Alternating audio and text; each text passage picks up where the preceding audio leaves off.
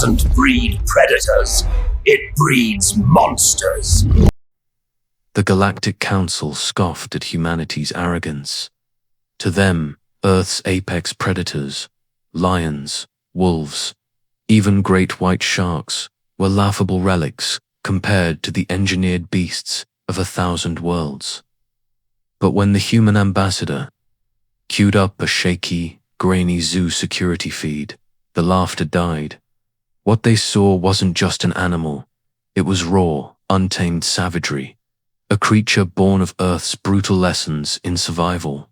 And behind the glass, a trembling zookeeper who faced it with nothing but a tranquilizer gun and nerves of steel. Tonight, the galaxy would learn the truth. Earth doesn't breed predators.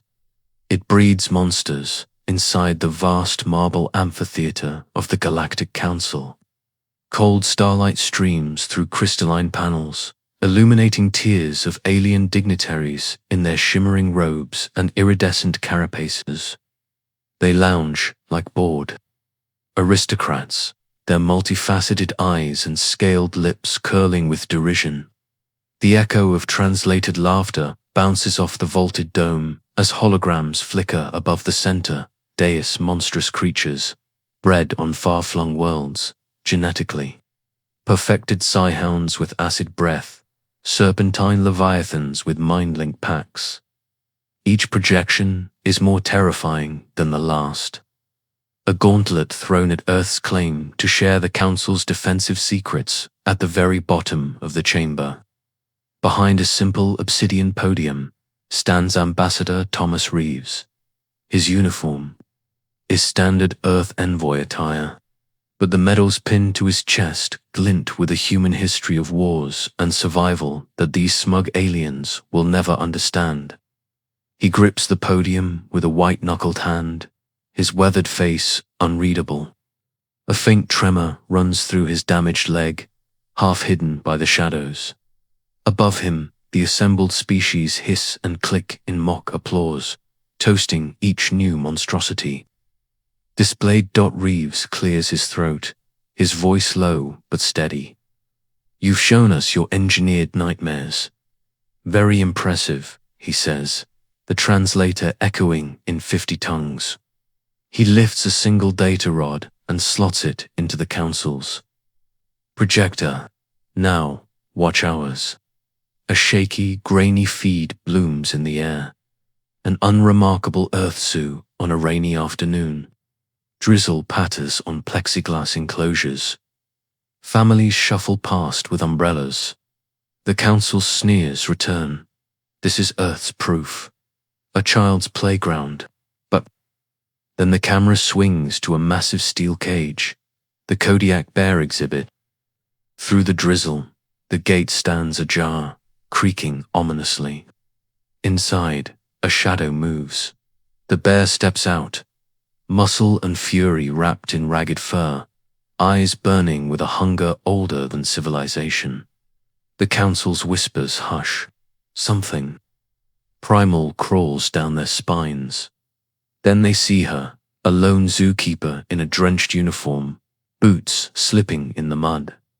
Her face is young, but taut with terror she refuses to let show. She carries only a slender tranquilizer gun, shaking in her grasp. The bear lunges. She stands her ground.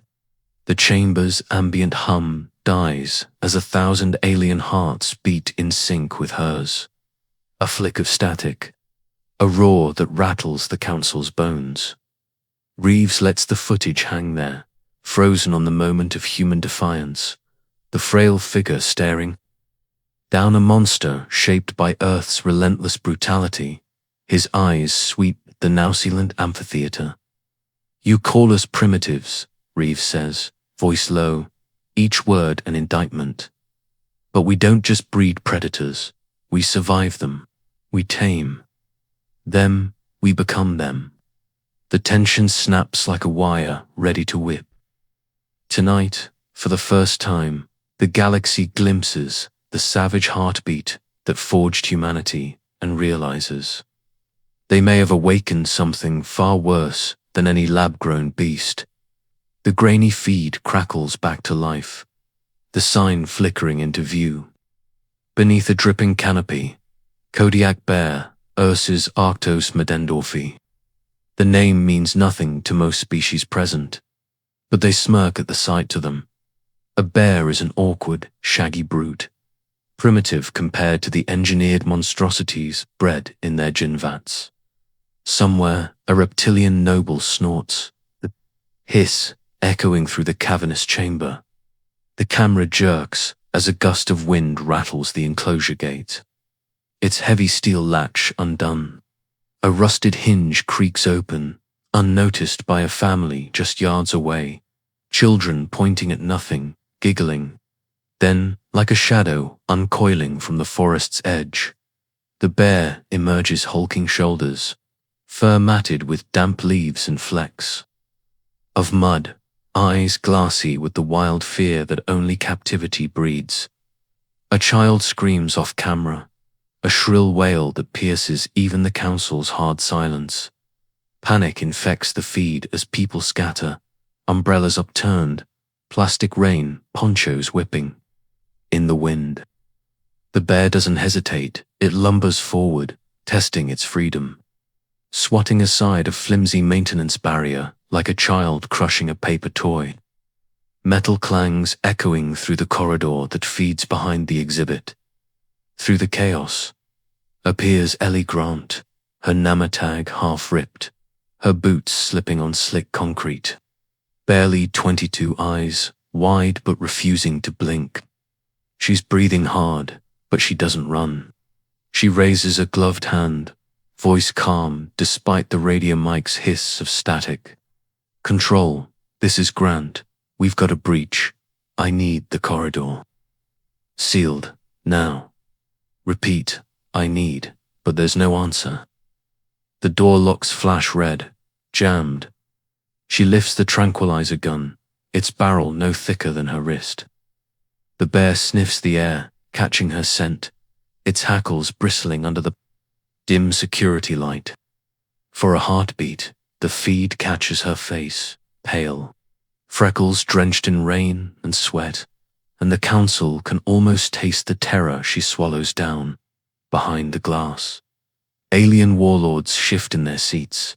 They've seen soldiers run from beasts half this size, but Ellie plants her boots, shoulders square.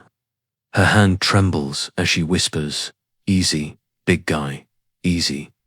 The bear huffs, drool trailing from its cracked lips, then charges with a roar that rattles the camera's mic into static. A blur of muscle and claws fills the frame. The feed glitches, flickering with broken pixels. Metal lockers bend like foil under the impact. For a moment, the council sees only chaos. Then the image stabilizes, Ellie pinned to the concrete, her arm buried beneath 2 tons of flesh and fur. Her free hand grips the dart gun jammed into the bear's thick neck. She breathes in ragged gasps, eyes squeezed shut. "Easy, easy." She whispers again, the bear snarls. One last echo of the wild. Then its eyes flutter, the fire dimming as the tranquilizer kicks in. Its massive head slumps beside hers, steam curling from its nostrils in the cold. Rain, for seconds, neither moves. Then Ellie shifts her shoulder, shoving herself free, inch by inch, breath ragged with pain. She lies beside the beast, chest heaving, blood seeping from a fresh gash across her ribs. With trembling fingers, she reaches out and pats the bear's coarse fur.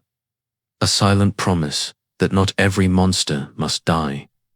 The feed freezes on that image, a fragile human, small but unbowed, side by side with Earth's raw fury made flesh. In the council's chamber, no one dares laugh now. They see it clear as the pale light of the stars beyond their walls.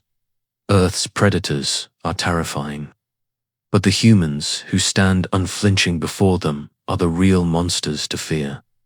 The council chamber is a cathedral of shifting shadows now. the only light bleeding from the giant holographic screen above Ambassador Reeves' head. The Kodiak footage freezes on Ellie's bruised face, and then dissolves into static as Reeves ejects the rod with a quiet click. He doesn't look up right away. He lets the silence weigh on the gathered warlords and genelords, each one fidgeting behind jeweled faceplates and flicking forked tongues nervously. When he speaks, his voice slices the hush like a blade. You've seen how we live beside monsters, but you still don't understand what that means. He steps forward, boots echoing across the polished obsidian floor, his limp more pronounced.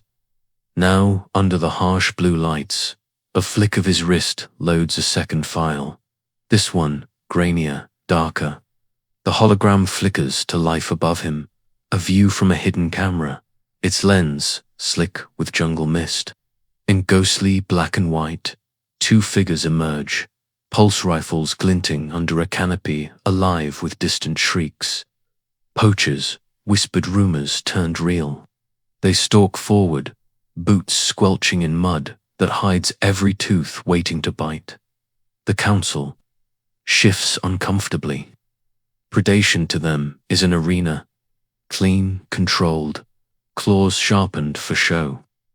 But here, in the depth of this alien rainforest, it's raw survival. One poacher halts, wipes sweat from his brow. His partner gestures frantically. At the tracker there, through the thermal overlay, a ripple of heat moves, low and silent. A tiger, but not just any. Its stripes blur into the night. Its presence more shadow than flesh. Reeves doesn't speak. He lets them watch. The poachers swing their rifles, nerves unraveling as the heat signature circles. The council catches. Glimpses, glowing eyes between vines. A tail flicking through the mist. A snap of twigs. A breath, shallow. The first man fires wildly, plasma bolts ripping bark and leaf, but never finding the beast.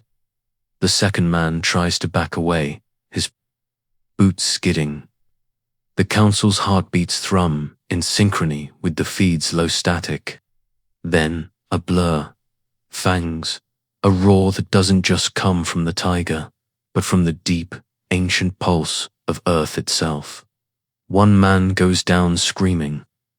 The thermal feed sizzles into white noise. Reeves lets the image linger, flickering like an old ghost story. We didn't breed that in a lab, he says. It wasn't engineered to hunt. It simply learned to survive in a world that devours the weak. A low hiss cuts through the stunned chamber. A Shkara warrior, fur bristling, eyes narrowed slits of green fire. Our Psi lions could rend that creature to ribbons, she sneers, her tail coiling with restrained pride. Reeves inclines. His head, an icy smile at the corners of his lips. Perhaps, he says, but tell me, would your soldiers face such a beast with nothing but courage and a knife? Without waiting for an answer, he triggers the final clip. A sudden jolt of color, body cams from a human jungle squad. Camouflage cloaks flicker as men and women move through the foliage like phantoms. They stalk prey. They become the tiger. Machetes slash vines. Eyes flick left and right, senses primal yet disciplined. Then they strike an ambush perfect in its silence, shadows tearing through mercenary armor in a heartbeat. The jungle swallows the echoes of pulse fire as if it never happened. Reeves' eyes scan the chamber, daring any predator to laugh now. In the ghost-lit stillness, the council realizes Earth doesn't just create monsters, it makes monsters of men. The echoes of the jungle ambush still linger in the chamber's vaulted acoustics. When the lights snap back to full brilliance, exposing the council's faces, or what passes for faces among so many species. Rows of glittering eyes, plated jaws, antennae twitching in visible agitation. Some lean toward Reeves like conspirators, while others draw back, claws tapping. On data slates, as frantic debates ignite. The amphitheater is a storm of chittering languages and overlapping translator drones, all fighting to drown each other out. The vortex, a swarm-minded cast of armored insectoids, rise as one, a synchronized wave of glistening mandibles and iridescent wings. Their spokesperson buzzes, voice layered with artificial calm that can't hide the edge of fear. Earth must be quarantined. They are unstable, primal, an infection waiting to spread. They cannot be trusted with our defense. Treaties, their predators, are too wild, their minds worse. A murmur of agreement hums from the more civilized delegations, those whose power is measured by how long they've hidden from their own nature. Then comes the counterpoint, a warrior clan from the outer rings, reptilian hunters who stalk, asteroid leviathans for sport. Their leader, a great-scaled matriarch, snarls through her translator, her tail thumping the stone dais. I say we welcome them. If they hunt so fiercely, then let them hunt for us. Better an ally like Earth than a rival in the dark. A hush falls as Sitha, the sly diplomat whose eyes flicker like molten gold, slithers close to Reeves. His forked tongue tastes the air between them, a whisper only the human can hear. Your beasts are impressive, Ambassador, but your people, how do you leash such creatures? Reeves' stare is a flat sheet of cold iron. He leans in so close. Sitha feels the human's breath. We don't leash them. We survive with them. We learned to tame fire. We learned to tame monsters. And when the monsters can't be tamed, he lets the threat hang there, unspoken but unmistakable. 100 meters above, the hololink flickers to life. Ellie Grant's image, bandaged and pale, appears before the council. She's framed by the sterile glow of a recovery ward, but her eyes are bright, defiant. A chorus of questions hammers her at once. Why didn't you flee? Why risk your life for a single animal? Are you mad, reckless, or both? Ellie breathes out, steadying herself. That bear wasn't just an animal. It was a force of nature, like a river that floods, or a storm that tears down mountains. We don't run from nature. We learn to respect it, or we get destroyed. Some of the council shift uncomfortably, their composure eroded by her raw honesty. Her voice is soft, but it cuts deeper than any roar. That same respect is why humans survive. Our predators shape us. They make us strong. We stand our ground, or we become prey. In the shadows of the upper tiers, Reeves catches snippets of muttered conspiracies. Hybrids, gene forges, living weapons born of Earth's code and alien science. He knows this spectacle has made Earth a prize, not just an equal, and still, he stands beside Ellie's image, unflinching. Humanity did not come to kneel. They came to remind the galaxy that even monsters bow to something greater, the indomitable will to survive. Cold corridors snake beneath the council's grand chambers, a hidden underworld far from the polished marble and ceremonial flags above. Here, the walls drip condensation and hum with the low thrum of power conduits, veins feeding the beast of the station's darker purpose. Reeves moves like a shadow, boots whispering across metal grates, slick with mist. At his back, the sympathetic guard, an amphibious alien with skin like wet stone, glances nervously over his shoulder every few steps. The flick of his gill flaps betraying fear he can't hide. Reeves' eyes are shards of steel in the dark. But inside, something colder claws at his gut. Ellie is somewhere down here, drugged, restrained, her mind pried open like a puzzle box by hands that see her not as human, but as a specimen. They called her bravery reckless. Now they want to bottle it, dissect it, sell it. The guard halts at an unmarked bulkhead door, the whine of its locks hissing open. Inside, chemical light flickers across rows of cages. At first, Reeves thinks, they're empty, then he sees eyes. Dozens of them, yellow, red.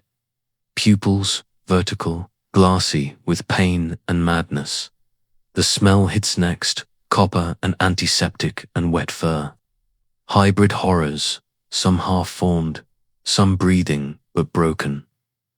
Earth's DNA twisted into alien predators, spliced into chitin, scales, and claws. A chimera the size of a lion lifts its massive head, its growl echoing from lungs that shouldn't exist. Reeves stares, understanding crashing over him like a breaking wave. This wasn't new. These monsters were decades in the making. The Council's darkest factions had been breeding the perfect predator in hidden vats. While the Assembly argued about Earth's primal threat, a muffled cry cuts through the humid stench.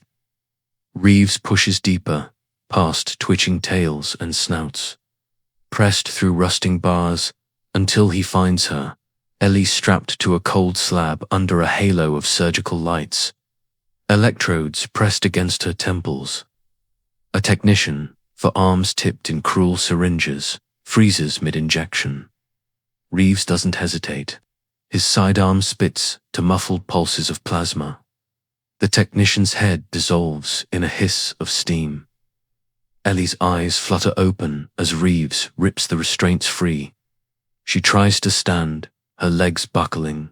They wanted to know what it feels like, to stand before a monster and not flinch, she rasps. He steadies her. They'll learn soon enough.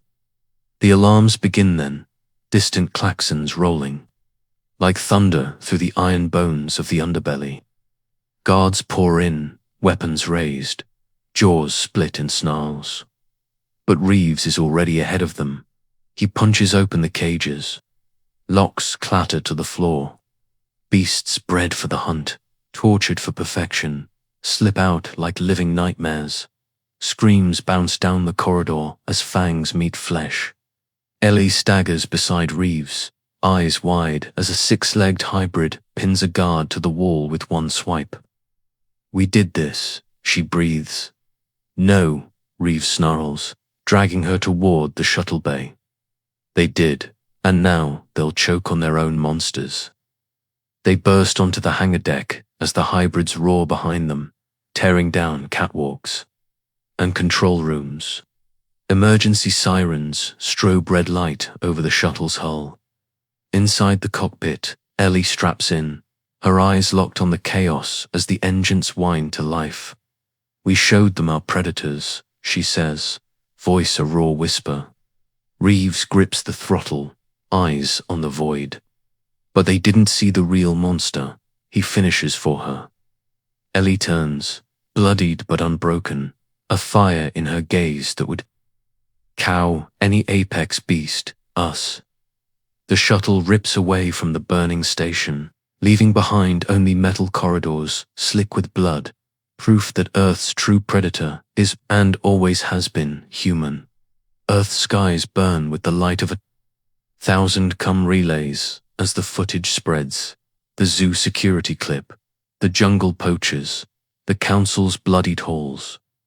Somewhere in the heart of the old capital, the assembly hall hums with tension as Reeves and Ellie step onto a broad stage framed by ancient oak. Beams and holographic screens alive with distant worlds. The chamber brims with people from every corner of Earth, generals with weathered eyes, farmers with calloused hands, students leaning forward in their seats. They've all seen what the galaxy saw, and now they want to know what it means. Ellie stands straight despite the bruises blooming across her ribs. Her uniform a patchwork of fresh stitches and dried blood. She catches sight of a young girl. In the front row, maybe 8 years old, clutching a stuffed bear so tight it seems strain. Ellie feels the weight of that fragile hope and lifts her chin a little higher. Reeves stands beside her, his scars catching the light like old battle. Flags. His voice cuts through the chatter, calm but unyielding. They thought our monsters were a joke. They thought our fearsome beasts were nothing but old shadows behind glass. They were wrong. A hush ripples through the hall as screens flicker. With images broadcast from alien worlds, envoys arriving at Earth's orbital gates with banners of truce. Some bearing gifts, others bristling with hidden knives behind their smiles. Pirate clans on the rim whisper rumors of entire human colonies raising tigers as guards, wolves as scouts, bears as siege beasts. Some believe every jungle now hides a predator trained to strike at the galaxy's softest underbelly. None dare test that rumor outright. Back home, the rumor becomes ritual. In the forests of Canada, children kneel in snowdrifts, learning to move silent as wolves. In the jungles of Borneo, teenagers track each other through thorn and rain, mimicking the patience of the tiger. On windswept steppes, recruits crawl belly down in frost, packs forming and reforming in the dark. Each movement a reminder that humanity survives not because it's stronger than its monsters, but because it learns to become them. Image is painted across city murals, the zookeeper who stood her ground. Not a warrior clad in armor, but a girl who chose not to run when the monster came. A quiet defiance that tells every child watching that bravery is not absence of fear, but mastery of it. Reeves steps forward, looking into the recording lens that will carry his words across stars. Behind him, a montage plays, forests alive with eyes, rivers whispering with ancient hunts, humans and beasts moving side by side in the half-light. His voice is steady, flint against steel. You laughed at our so-called predators. You saw claws and teeth. But you didn't see the real threat. The mind that survives beside monsters, learns from them, and carries that lesson into the stars. The final shot is not a battlefield, but a child, no older than 10, staring into the unblinking eyes of a wolf through reinforced glass. Neither flinches. In that gaze is the truth the galaxy will never forget. You do not simply fight. Humans, you fight the savage, patient, unyielding heart of Earth itself.